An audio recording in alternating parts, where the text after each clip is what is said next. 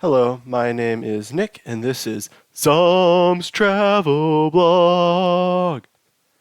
Today's episode will be covering my arrival in Germany, how I got there, flying, and kind of my first thoughts, all the things that jumped out at me. It's like, oh, this is different. I'm in a different country. This is wonderful. So, first off, trip two. My flight there was a Tuesday night overnight flight from Charlotte, South Carolina.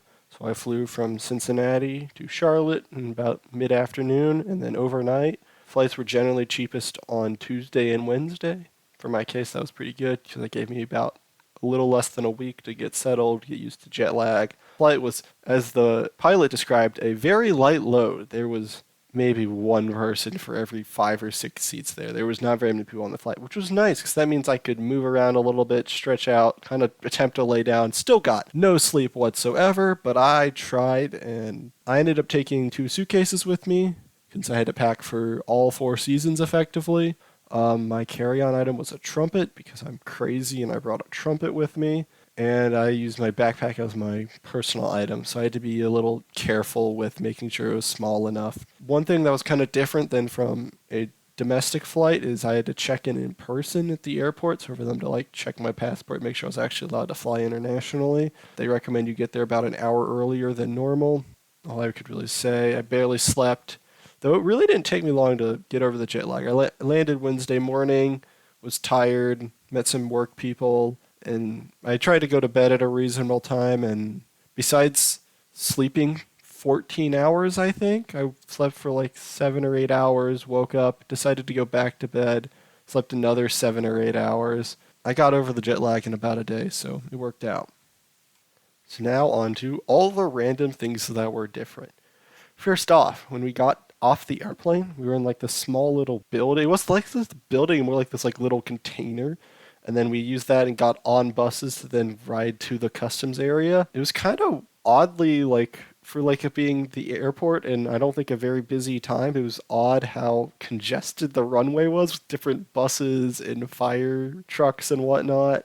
Just kind of weird and different. I don't think too many U.S. airports will bus you across the tarmac, but it worked. Also, just the staff speaking German, difference.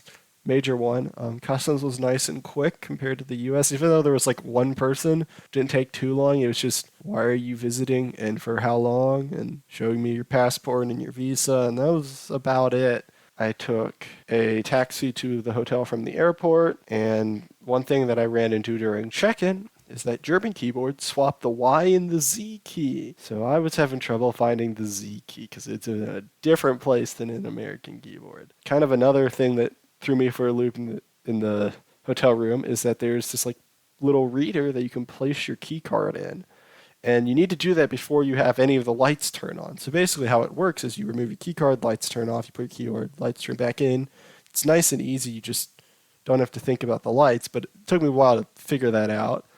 Another thing was the shower was quite small and there was no bathtub. It worked for me, I just think it's a difference. Another big thing that helped me a lot early on is that I could quickly get a lunch or even really a dinner from the bakery or butcher. And it was generally quite cheap, like €5. One time though, I accidentally got cold chili around dinner time. They asked me if I wanted to microwave it. And that flew over my head because, it was in German. And I should have definitely said yes. Another thing about the hotel is there's not microwaves in it anywhere. I ended up asking the kitchen to microwave it, and they did it, and it were nice, and it was great. Kind of else on food is that the bakery butcher is generally pretty cheap if you want to get a quick meal, kind of lunchtime stuff. Full service restaurant do tend to be a little more expensive. I went to this small one man pizza shop Italian restaurant, and that was about €10. But if I went to mostly other restaurants, it'd be more expensive than that. Another thing that I noticed pretty early on was that buildings tend to be a plain color, which is just a little weird from the US where it's oh, it's a brick or it's got some plastic siding. And it also just seemed a little dirty. I don't know if it's just they don't clean them as much as the US, but it wasn't dirty from a city's perspective. It just looked a little dirty because it's just a plain color. There's also a lot more multifamily homes slash kind of maybe not apartment complexes, but there's 3 or 4. The building I'm living in has 6 apartments in it, and there's a lot of that. Thank you for watching, and this has been Zumb's Travel Blog.